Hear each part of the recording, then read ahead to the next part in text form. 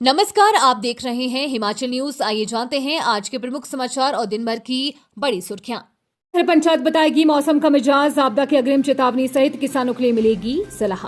हिमाचल प्रदेश में मौसम की सटीक जानकारी अब तहसील मुख्यालय तक सीमित नहीं रहेगी। केंद्र सरकार की विंड्स परियोजना के तहत जल्दी हर पंचायत और क्लस्टर स्तर पर रियल टाइम मौसम संबंधी आंकड़े उपलब्ध होंगे। फिलहाल प्रदेश के 130 केंद्रों से ट्रायल डाटा मिलना शुरू हो गया है। परियोजना के तहत प्रदेश में 3713 स्वचालित मौसम केंद्र और स्वचालित रेन गेज स्थापित किए जा रहे हैं। इनमें 357 स्थानों पर सिविल कार्य पूरा हो चुका है, जबकि 167 केंद्रों पर उपकरण लगाए जा चुके हैं। जल शक्ति विभाग में निकली पैरा पंप ऑपरेटर, फीटर और वर्करों की भर्ती, 45 साल तक मौका। हिमाचल प्रदेश के युवाओं के लिए जल शक्ति विभाग ने रोजगार का अवसर प्रदान किया है। विभाग ने प्रदेश भर में पेयजल और सिंचाई योजनाओं के संचालन एवं रखरखाव के लिए para pump operator, para fitter और पैरा बहुउद्देशीय कार्यकर्ताओं की भर्ती प्रक्रिया शुरू कर दी है। सभी जल शक्ति मंडलों में अभ्यर्थियों से ऑफलाइन आवेदन आमंत्रित किए जा रहे हैं। भर्ती का उद्देश्य ग्रामीण और शहरी क्षेत्रों में जल योजनाओं के बेहतर संचालन के लिए स्थानीय स्तर पर मानव संसाधन उपलब्ध करवाना है। चयनित अभ्यर्थियों को प्रतिदिन 6 घंटे सेवाएं देनी होगी। पैरा पंप ऑपरेटर और पैरा फीटर को 7100 रुपए प्रति माह, जबकि पैरा बहुउद्देशीय कार्यकर्ताओं को 6000 रुपए मासिक मानदेय दिया जाएगा। बिना टिकट यात्री की सूचना देने पर 5 गुना इनाम, हेल्पलाइन नंबर जारी, जाने फटाफट विस्तार से।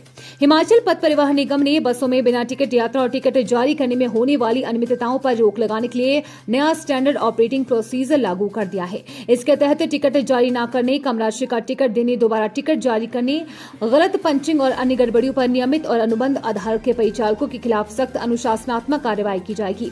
गंभीर मामलों में नियमित कर्मचारियों के खिलाफ CCA नियमों के तहत चार्जशीट, निलंबन और विभागीय जांच शुरू की जाएगी।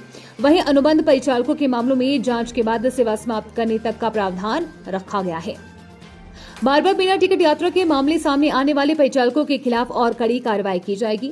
SOP में परिचालकों को निर्देश दिए गए हैं कि वे प्रत्येक यात्री को निर्धारित किराए के अनुसार वैध टिकट जारी करें। यदि किसी बच्चे की आयु को लेकर संदेह हो तो निगम के राजस्व हितों को ध्यान में रखते हुए अधिक मूल्य का टिकट जारी करने की व्यवस्था भी SOP में शामिल की गई है। नए प्रावधानों के तहत किराए की राशि, बस में यात्रियों की संख्या और परिचालक के पूर्व सेवा रिकॉर्ड के आधार पर कार्रवाई तय की जाएगी। हिमाचल में उद्योग लगाना होगा आसान, 1 महीने में मिलेगा प्रदूषण NOC, देरी पर आवेदन स्वतः मंजूर। हिमाचल प्रदेश में उद्योग स्थापित करने की प्रक्रिया को सरल बनाने के लिए सरकार ने बड़ा फैसला लिया है। अब नए उद्योगों को प्रदूषण नियंत्रण बोर्ड से प्रदूषण अनापत्ति प्रमाण पत्र अधिकतम 1 महीने के भीतर उपलब्ध करवाया जाएगा। निर्धारित समय सीमा के भीतर NOC जारी नहीं होने की स्थिति में आवेदन को स्वतः स्वीकृत माना जाएगा। नई व्यवस्था में अधिकारियों को आवेदन पर बार बार अलग अलग आपत्तियां लगाने की अनुमति नहीं होगी।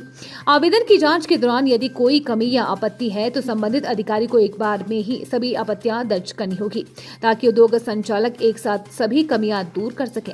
इससे फाइलों के बार बार लौटने और लंबी प्रक्रिया पर रोक लगेगी। मुख्यमंत्री अपना परिवार सुखी परिवार योजना के तहत मंडी में 45,000 महिलाएं चिन्हित, सीधे खाते में आएगा पैसा। हिमाचल प्रदेश में गरीब परिवारों से संबंधित महिलाओं को राहत देने के लिए सरकार ने अपनी कार्रवाई आरंभ कर दी है। योजनाओं का पैसा सीधा इनके खाते में जाए, इसके लिए महिलाओं के खातों की सीडिंग की जा रही है। मंडी में ऐसे 45,000 परिवार चिन्हित किए गए हैं, जिनमें से 35,000 महिलाओं के बैंक खातों की सीडिंग की जानी है। अभी तक 15,000 महिलाओं के बैंक खातों की सीडिंग हो चुकी है। अब सरकार की ओर से इंदिरा गांधी प्यारी बहना सम्मान योजना के अलावा अन्य योजनाओं की राशि भी सीधे इन महिलाओं के खातों में आएगी।